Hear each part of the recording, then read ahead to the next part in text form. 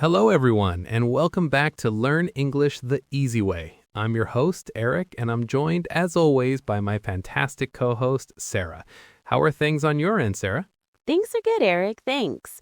Everyone in my house is surprisingly healthy at the moment, which, feels like a victory, and it's a good lead-in to our topic today. It is. We're going to dive deep into a universal parent experience, dealing with kids when they're sick with a common cold. We've touched on this before, but today we're really going to get into the details. So let's start at the beginning. The first signs. How do you know it's coming? Oh, with 3 kids, it's like I've developed a sixth sense for it. My husband, Jim, laughs at me, but I can always tell. My oldest gets really quiet and whiny. My middle child just gets extra clumsy. But the real sign is the sneeze. The other day, my son sneezed directly on his sister, and I just looked at Jim and said, well, the countdown has begun. It's the domino effect in action. I know that feeling. With our daughter, her eyes get a little glassy. That's a great term for our listeners, glassy-eyed. It means they look shiny and unfocused, like they're staring into space. She'll be playing, and then she'll just stop and get that look. And the ultimate test? I'll offer her favorite snack. And if she says no thank you, I know we're in for it. Exactly. So once you know what's happening, what's the first step? For us, it's building the sick day nest. Ah, yes, the nest. It's a critical part of the process. In our apartment, the living room couch becomes mission control.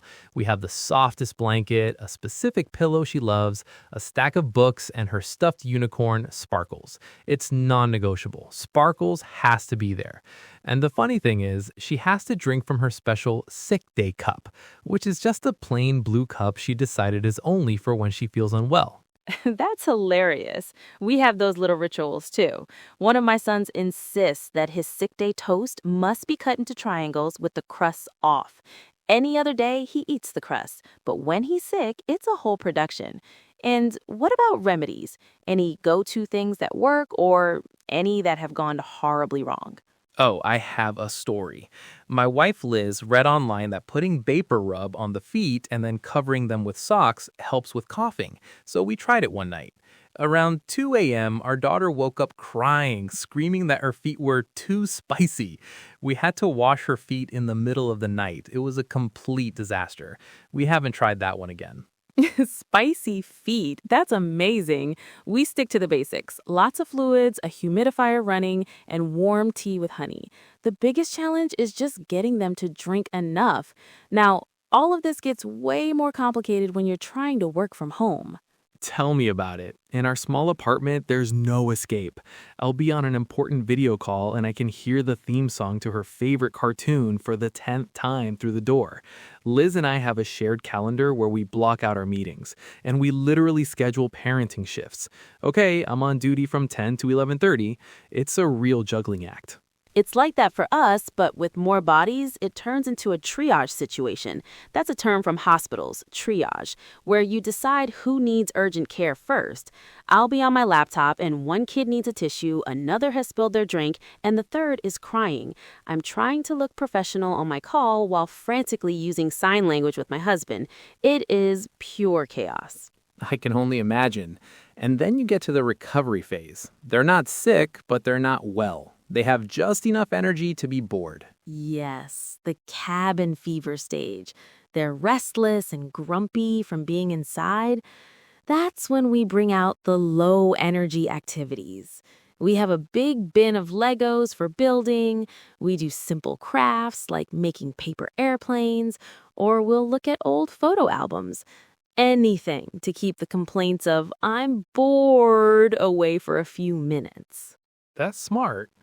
All this talk about taking care of the kids, it brings up an important point. How do you and Jim take care of yourselves and avoid burnout? That's a huge thing we've had to learn. We have a system now where we can tap out. That's a phrase from wrestling. It means to surrender. If one of us is feeling overwhelmed, we say, I need to tap out.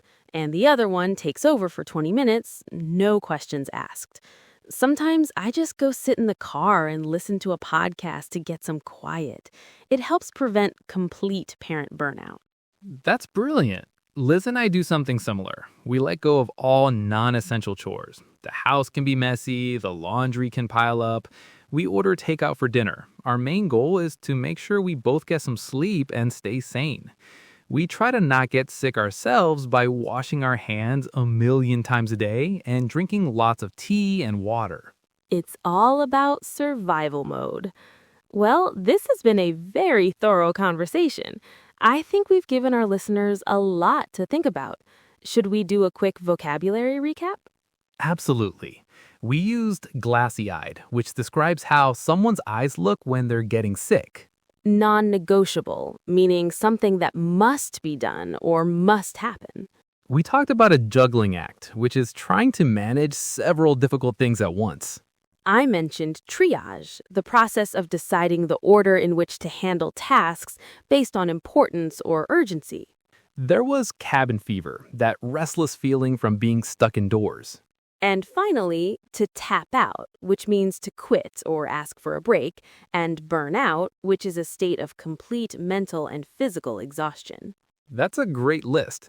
Well, that's all the time we have for today. We hope this was helpful. To all the parents out there, hang in there. And thanks for tuning in to Learn English the Easy Way. Join us next time for another topic. Until then, take care and stay healthy. Bye, everyone.